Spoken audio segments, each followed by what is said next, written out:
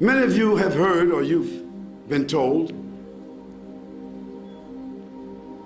that Muslims are terrorists. Muslims are fanatics. Muslims are heretics. Muslims are extremists.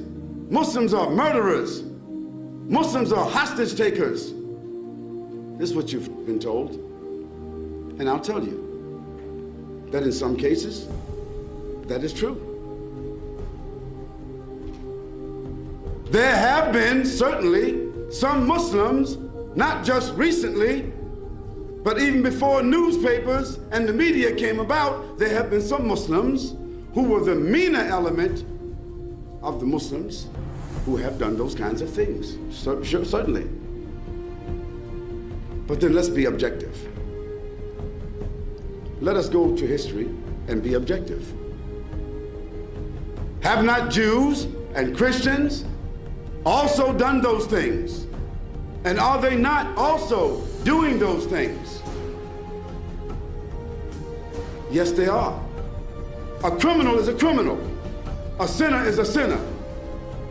But you would never see in the media a Christian pedophile.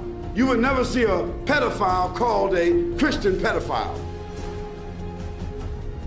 You will never see a murderer called a Christian murderer or a Jewish murderer. Timothy McVeigh wasn't called a Christian terrorist. Charles Manson wasn't called a Christian mass murderer. The IRA is not referred to as a Christian terrorist organization. Yet they are in fact committing, and they have committed, some of the gravest, repugnant crimes, but they're not referred to as Christian terrorists, Christian fanatics. Then I ask, why? Why, when a Muslim is accused, maybe not even indicted, maybe not even convicted, but if a Muslim is simply accused of something, he is called a Islamic fundamentalist, Islamic fanatic, Islamic Muslim terrorist. Why? Because the media is controlled by people who want to malign Muslims and Islam. And I say that's unfair. While yes, that is true, that some Muslims themselves are responsible for some of the distortions about Islam. Some of the distortions about Islam, some of the misconceptions about Islam is as a result of the misbehavior of some Muslims, and that is to be fair and objective.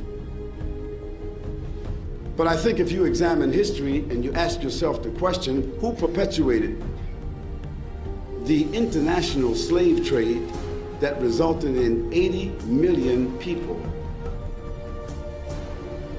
being traded like hogs and dogs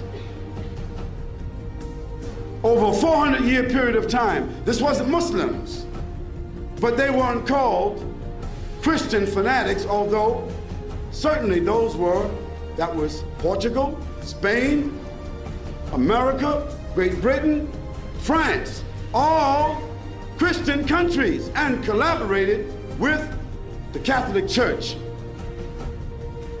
When the conquistadors went into South America and ravaged that country, killed and slaughtered the people, poisoned the natural resources, they were blessed by the church, and they're still blessed by the church, and nobody called them Christian terrorists.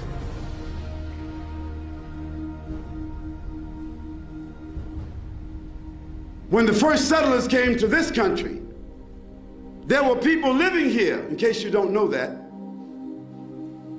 Nobody discovered a country where people were already living. I can't come to your house and just set up home in your house and say I discovered it and put you out.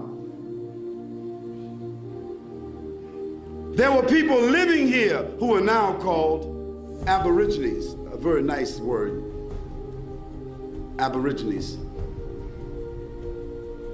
It's like the native Indians in America. They're called the native Indians. They're not called Americans, they're called native Indians. This is because Christopher Columbus, he sailed looking for India. And he wound up in what is now called the Americas, but the audacity and the chauvinism. See how chauvinistic the people are. Even though they knew it wasn't India, still, how chauvinistic they are, they still call the people Indians. And today, they call them native Indians, but they call themselves Americans. And today, you call the native people here Aborigines, and you call yourself Australians. Now, how this country was taken, you were not invited here, but it was taken with blood and slaughter. Terrorism in its purest form, but nobody calls those people Christian terrorists. And now that you have sophisticated civilization here, Sydney, Australia, Brisbane, Australia, Melbourne, Australia, I mean, you know, down under, you had the Olympics here. It's all forgotten about now. And still, terrorism by governments still go on. And I don't say that terrorism by governments or individuals is right or moral. It is not. It is not.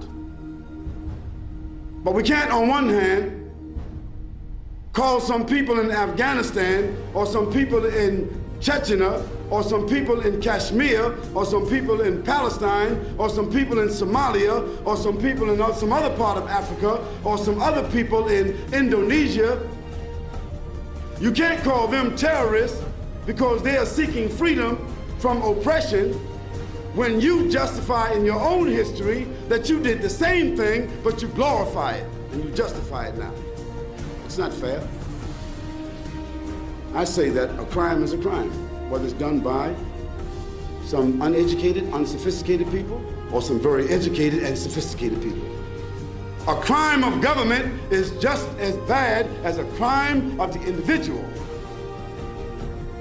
Yet the crimes of governments, they go unchecked because governments have power and there's nobody that can check them. But individuals, governments can hunt them down and put them in check. So I say that this issue that Islam or Muslims being fanatics, this is unfair. Islam is a system of faith.